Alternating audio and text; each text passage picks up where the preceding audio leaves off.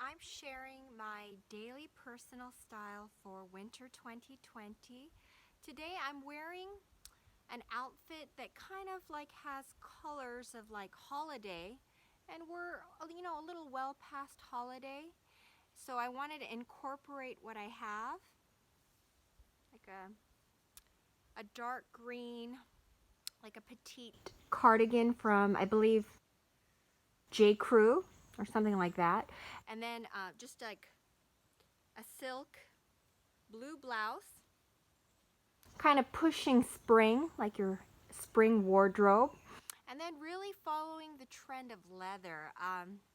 Leather to me it's a little new, and I'm a little afraid. And so I slightly ease into it. And so what I did was I wore like a leather skirts because I want to start showing my legs. I've lost weight, and I've been taking good care of my skin, using good moisturizer. I spend a little bit more money on moisturizer in the winter. I use Kiehl's, the body lotion, and I use that for my legs and for my children. I find that in winter, if I have dry skin, I'll just scratch and scratch at it, and I'll have like a lot of scarring. There's a plane going by. And so to prevent that, I'll just pay a little bit more for good moisturizer.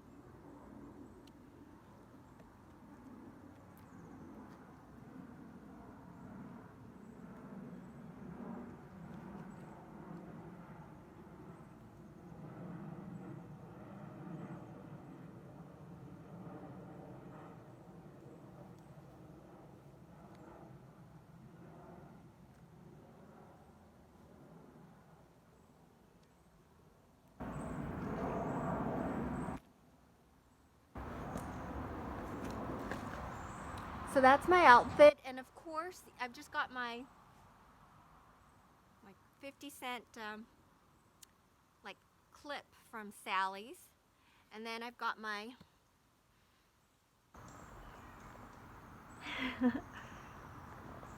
my Doc Marten Leonas, very comfortable, so it kind of, you can wear it all day, or if you want to be, it's my neighbor, if you want to be a little bit sexier, I have a pair of like beige, like tan suede, like knee-high boots, like, is that the right term, like just under the knee, and then it's very similar in color to my skirt. So if I want to be sexy like that, or the alternative would be my like a cognac brown colored ankle boot from Rockport, and I describe that and talk about it in some of my other videos. So that's my outfit. Today I want to give a really good quick tip. I do use a makeup sponge. I find that a brush constantly pokes at my pores and like keeps them open or something, or exaggerates them for me. Maybe I'm a pory girl, but so I use just a sponge.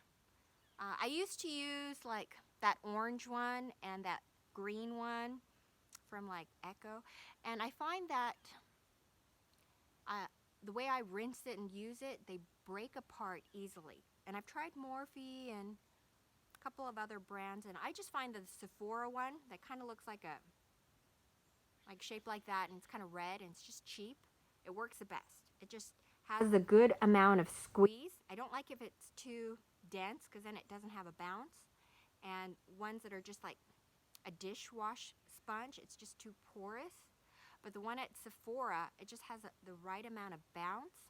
And my favorite part about that is that the shape, the two tips on both ends, and then the durability. It just lasts wash after wash. And I used to buy the, expensive brand name makeup remover for the brush, and then I would use that on my sponge, and then I bought the sponge, cleaner. And I just come to find out that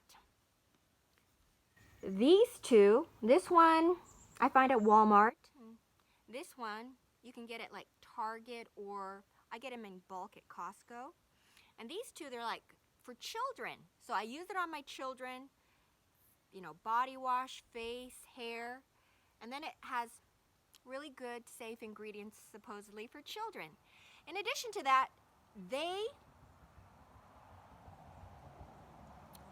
if you're out of like makeup remover or something, I actually use these exclusively to remove the foundation from my sponges. It works very well. You just kind of wet the sponge and then work the soap in really good. Don't rinse, just keep soap like squeezing out the foundation. You might have to do it twice. And I use the kind that are like long-lasting foundation, so it really works. Right there. Sometimes I even wash my makeup off. After I do my emollient-rich makeup remover, if I run out of my acne face wash, ooh, here comes the sun, I'll use the Bello or the Honest to just get that extra second wash of makeup off, and it's got a gentle lather. Another great find, my son found this. I was at Sally's, and he wanted something, and he saw this little brush. No, not, sorry, Ulta. And it was this little brush, so he wanted a little brush being a little kid. And it's called Wet Brush Pro. So my guess was that it brushed out like wet hair in the shower and tangles. One day, I used it on the most tricky part of my hair, which is under here. I'm on like day 3, and I'm going to wash my hair tonight, but I use this to comb the, you know, humid knots under my, near my neck. And I know it's intended to use wet, but even dry, honestly, this is the softest, most gentlest detangler for under my neck. Because usually I'll comb it out and then it'll snag and I'll get a couple of snaps of hair break off. And over time, it's one of the most fragile areas. And it's one of the reasons I have to end up trimming my hair higher up than I would prefer, because I'm always trying to grow out my hair these days. But this Wet Brush Pro, maybe you can get it, you know, beyond Ulta, but honestly, I wish I had found this like 10 years ago. I don't know if they made it 10 years ago. But so that's one of my tips.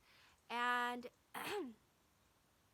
I wanted to share a story. In terms of my clothes, I'm not wearing stockings. I would like to do that look of like really sheer black stockings with like socks over it, and then my Leona Doc Martens.